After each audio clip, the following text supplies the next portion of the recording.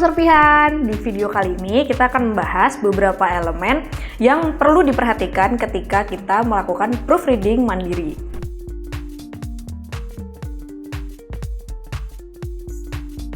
Yang pertama adalah SALTIK.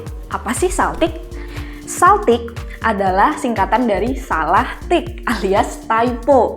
Nah, apa sih salah tik itu? Nah, yang termasuk salah tik itu adalah salah menekan tombol pada papan tik atau keyboard yang mengakibatkan salah ejaan. Kemudian bentuk salah ejaan itu bisa berupa kurang huruf, kelebihan huruf, salah huruf, kemudian salah tanda baca, dan termasuk spasi ganda. Contohnya saat kita mau menulis kami, salah jadi KMI saja, atau KMI, kami I-nya 2, atau karena I dan you itu berdekatan, jadinya nulisnya jadi kamu. Saat menulis itu kita sering tidak sadar melakukan SALTIK, oleh karena itu proofreading sangat penting untuk dilakukan. Elemen yang kedua adalah kapitalisasi. Ini biasanya kita pusing saat menulis judul. Nah, pada dasarnya penulisan kapitalisasi ketentuannya dalam bahasa Indonesia maupun bahasa Inggris itu hampir sama.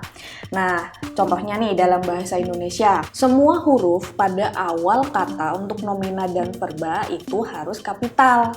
Sedangkan kata depan, misalnya di, ke, dari, lalu kata hubung, yang, sebagai, dan konjungsi seperti dan, atau, ketika, terhadap. Nah, itu tidak kapital kecuali mereka ada di awal judul. Nah, ini bisa dilihat contohnya pada judul pemanfaatan kulit pisang sebagai obat panu di desa Jepol. Di situ semuanya diawali dengan huruf kapital, tetapi sebagai dan di itu tetap tidak kapital.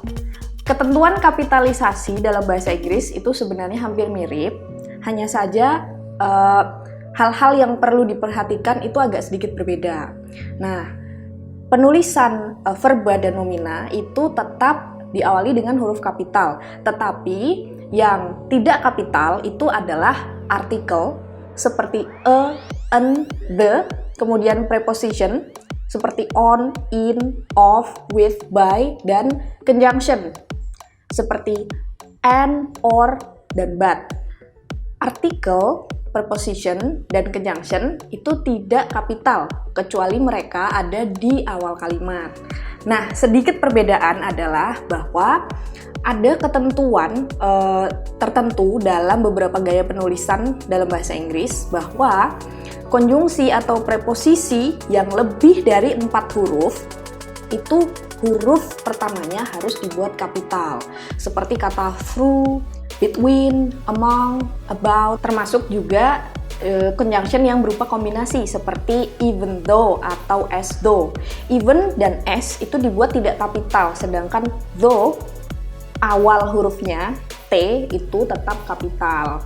Contohnya bisa dilihat di judul Cooking with a Master Chef Among the Threes.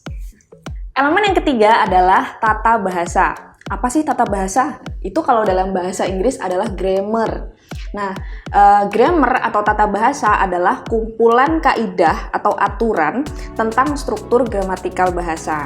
Di sini yang akan kita bahas masih menyangkut hal-hal umum mengenai tata bahasa, yaitu menyangkut kesesuaian antar kata dan mengenai tunggal jama.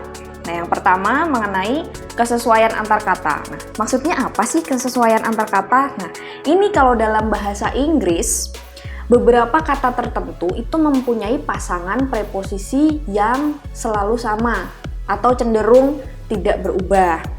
Misalnya pada kata contribute, biasanya dia berpasangan dengan to.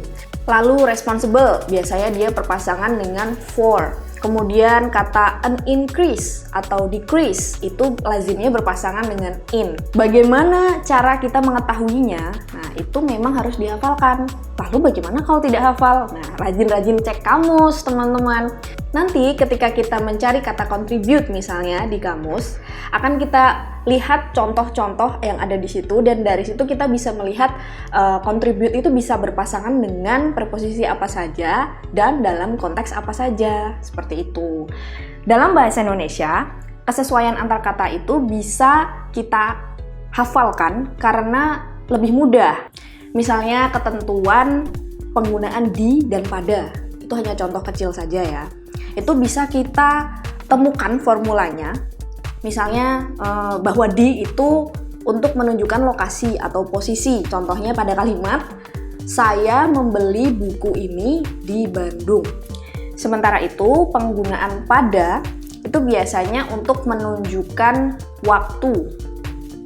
Misalnya pada kalimat, bahasan mengenai gigi dapat ditemukan pada paragraf 3. Pada kalimat semacam itu, pada bisa digantikan oleh di. Bahasan mengenai gigi dapat ditemukan di paragraf 3. Tapi, kalau di kalimat yang tadi, saya membeli buku ini di Bandung, tidak bisa diganti dengan saya membeli buku ini pada Bandung. Nah, jelas ya perbedaannya. Dari situ kita harus memperhatikan konteks.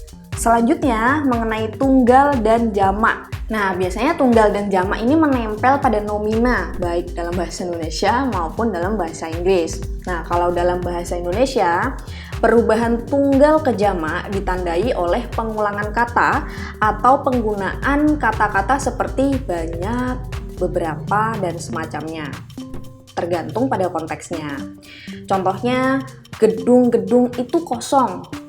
Dan di daerah ini ada banyak gedung yang kosong. Gedung-gedung dan banyak gedung sama-sama menunjukkan bahwa gedungnya ada banyak. Tetapi konteksnya berbeda. Jadi sekali lagi perhatikan konteks teman-teman. Kemudian dalam bahasa Inggris, perubahan tunggal ke jamak itu dibedakan menjadi 3. Regular, unchanged, dan irregular. Untuk yang regular, ketentuannya adalah bahwa perubahan nomina ke jamak ditambah s atau es. Kalau tunggal tidak perlu ditambah s. Contohnya misalnya assistants, kemudian mosquitoes. Nah, dalam penambahan s dan es ini ada beberapa ketentuan lagi yang nanti akan kita bahas di video selanjutnya.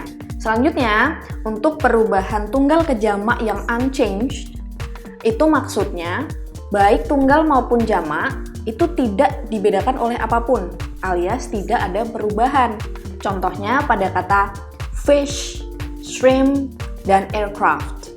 Nah, yang golongan yang ketiga, yang irregular ini biasanya yang banyak memusingkan kita semua karena penanda tunggal dan jamaknya itu tidak berpola.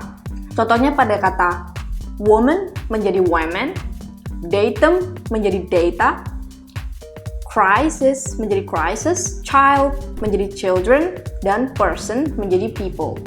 Nah, sekali lagi, kalau mau mengetahui lebih banyak mengenai ketentuan dalam irregular forms itu tadi, dapat dilihat di video selanjutnya ya.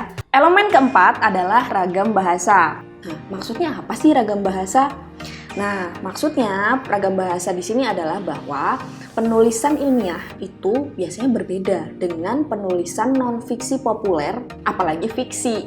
Nah, dalam penulisan ilmiah, kita harus menggunakan ragam baku dan ilmiah.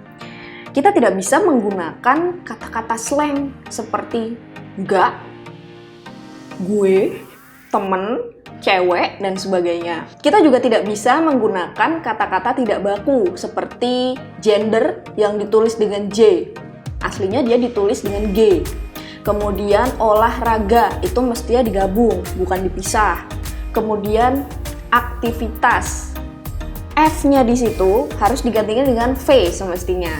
Nah, hal-hal yang seperti itu harus lebih diperhatikan dengan sering-sering mengecek KBBI. Dalam bahasa Inggris misalnya, kita juga sebaiknya menggunakan kata-kata khusus. Misalnya, ketika kita akan mengutip kata-kata dari seseorang.